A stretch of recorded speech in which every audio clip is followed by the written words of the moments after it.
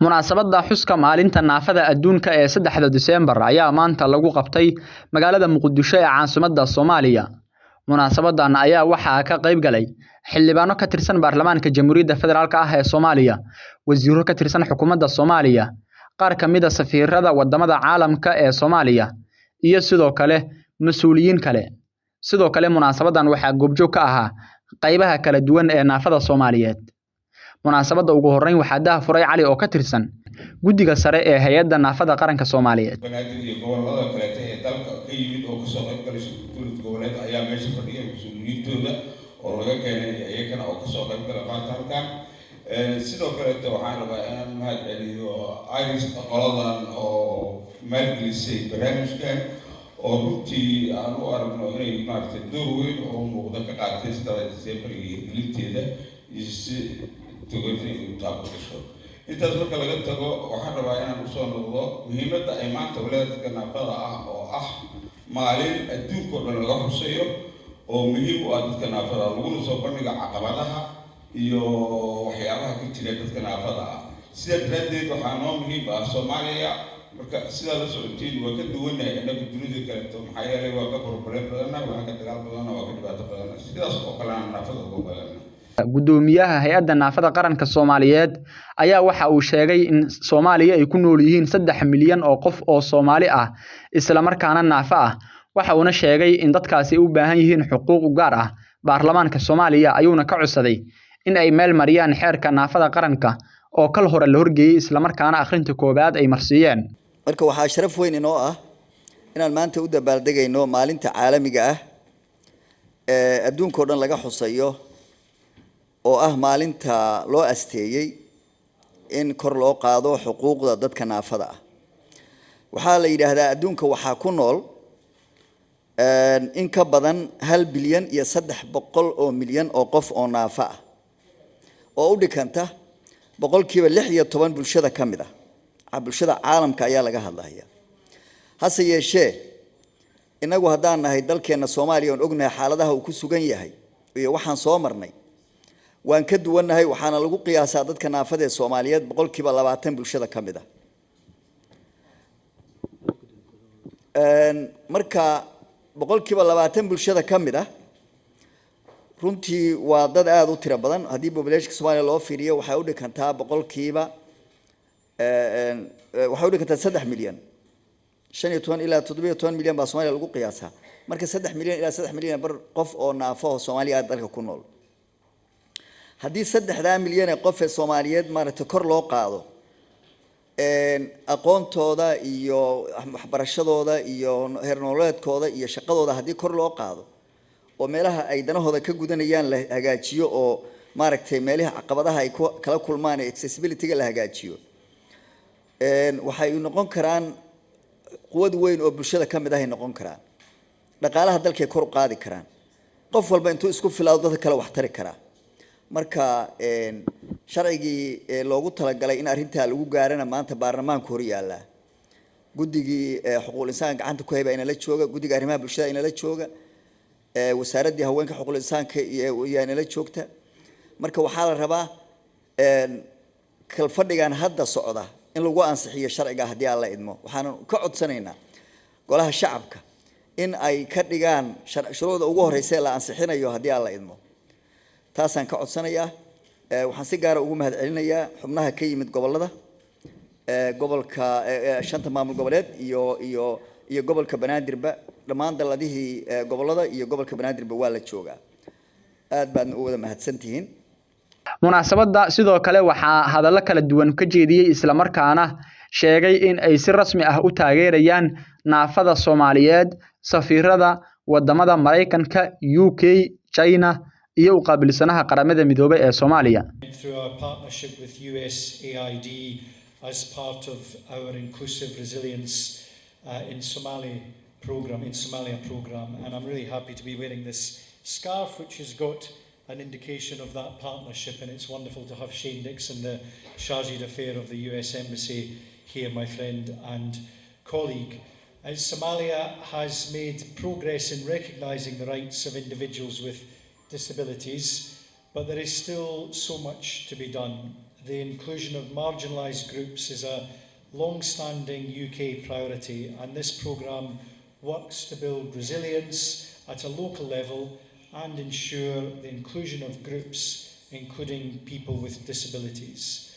I too hope to see the passage of the National Disability Act in Parliament happen soon, and we are very determined to help ensure that it is effectively implemented. It's wonderful to see the essential work of Mohammed, the National Disability Agency, the support of Passion. I'm honored to join you in commemoration of the International Day of Persons with Disabilities. First of all, I would like to pay tribute to the National Disability Agency of Somalia and the Somalis with disabilities. Your resilient character deeply impressed and inspired me. Both China and Somalia are members of the United Nations Human Rights Council. You are dedicated to protecting human rights, especially disabled persons' rights. As the largest developing country in the world, China now has 85 million persons with disabilities. Chinese government has always put the people first and provide care for the group with special difficulties. China respects the wishes of those with disabilities, protects their rights, attaches importance to their participation in social life, ensures their civil rights, and makes them participate in, contribute to, and benefit from China's social and economic development. China has taken into full consideration its realities and actual conditions, and developed its own strategy for protecting the rights and interests of persons with disabilities. China has worked tirelessly to promote the rights of persons with disabilities, protect their dignity, and ensure their equal participation in the nation's political, economic, social, and cultural life. The Chinese embassy enjoys good relations and cooperation with National Disability Agency. China has a long-standing friendship with Somalia, which can date back to hundreds of years ago. The agency. Today, as we observe the International Day of Persons with Disabilities, we reflect on our collective commitment to advancing the rights and dignity of persons with disabilities, both here in Somalia and around the world. The United States remains steadfast in its resolve to support and advocate for the rights of persons with disabilities. As U.S. Secretary of State Antony Blinken has stated, we continue to urge governments globally, including Somalia, to engage persons with disabilities in the democratic process, combat discrimination and abuse, and ensure their inclusion in all aspects of life. I'd like to congratulate the National Disability Agency for drafting a 5-year action plan for the Somalis. Your effort represents hope and progress in the fight against the disenfranchisement of persons with disabilities, a group that comprises more than 1 billion people globally. We look forward to incorporating the objectives of your action plan into our ongoing support for Somalia. The United States is committed to supporting democracy and governance that uplift all citizens, especially the most vulnerable. We believe in a democracy where everyone, irrespective of their abilities, has an equal chance to contribute to their nation's development. In our assistance programs, we actively promote increased social, economic, and political opportunities for marginalized populations, including persons with disabilities. For example, USAID's resilience programming provides life skills training, increased access to credit, and networking opportunities to improve livelihood opportunities for persons with disabilities. Our stabilization activities in newly recovered areas begin with Disability Agency all the commissioners present, excellencies, ladies and gentlemen, good afternoon. I'm pleased to join the launch of the National Disability Needs Assessment Report on the perceptions and the priorities of persons with disabilities in Somalia. It's also an important day as it's the International Day of Persons with Disabilities. I'd like to start by congratulating the Somali government for efforts made to protect the rights of persons with disabilities.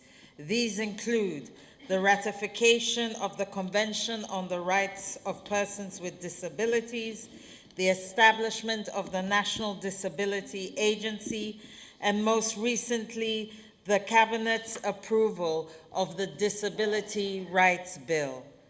Additionally, with the support of the People's Republic of China, the NDA office was renovated to ensure their premises are accessible to all. Today's launch of the National Disability Needs Assessment Report, which took 1.5 years to complete, is another significant indication of a clear determination to place the rights of persons with disabilities at the forefront. I had a professor who used to tell us always that if you cannot measure it, you cannot manage. waxaa bulshooyinka Soomaaliyeed lala socodsiinayaa in shirkadda xawaalada iyo lacagaha lagu magacaabo Safari Money Transfer ay kugu talagashay application cusub oo si fudud aad ugu diri kartid lacagtaada oo ah teknoolajiyadii ugu dambeysay oo aad adeegsanayso waana unionremit.com adigoo kala soo degaya App Store-ka ama Play Store-ka si fudud ayaad lacagaha ugu diri kartaa eheladaada iyo asxaabtaada guud ahaanba jooga dalka hooyo iyo meelo badan oo dunida kamid ah markaad adeegsanayso adeegan cusub ee unionremit.com waxa uu fududeynayaa lacag dirista isla markaana dadka adeegsada shirkadda Safari iyo application-ka unionremit.com wax badan ayay ka raqiisan tahay shirkadaha kale ee lacagaha lagu diro ee hamuugan adigoo lacag diraya ayay lacag ku dhigmaysaa hamuugan inaad la xiriirto maamulka sare iyo shirkadda Safari Money Transfer iyo application-ka unionremit.com adoo adeegsanaya